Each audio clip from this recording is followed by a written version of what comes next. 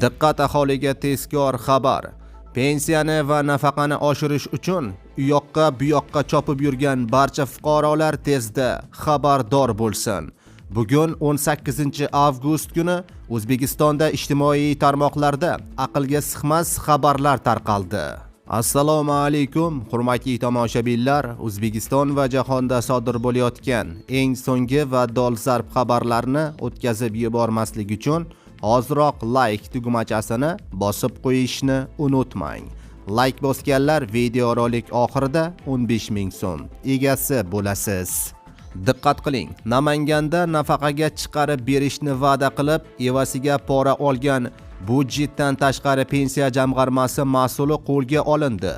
Bu Bosh prokuratura huzuridagi iqtisodiyot jinoyatlariga qarshi kurashish departamenti xabarida rasman tasdiqlandi. Qayd etilishicha, Bosh prokuratura huzuridagi departamentning Namangan shahri bo'limi xodimi tomonidan o'tkazilgan tezkor tadbirda budjetdan tashqari pensiya jamg'armasi Namangan shahar bo'limi bosh mutaxassisi, ismi qisqartirilgan JA, 2 nafar fuqaroni yoshga doir nafaqaga chiqarish va nafaqa pullarini oshirib berishni va'da qilib, ulardan 200 AQSh dollari va 4 million 800 ming so'mni firibgarlik yo'li bilan olgan vaqtida ashyoviy dalillar bilan ushlangan.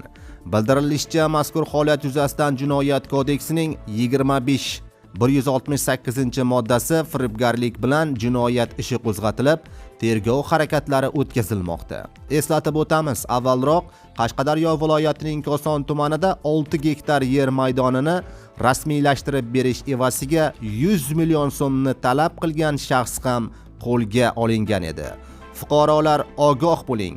Agarda pensiyangiz va nafaqangizni oshirmoqchi bo'lsangiz, albatta pensiya jamg'armasiga murojaat qiling, deyiladi xabarda.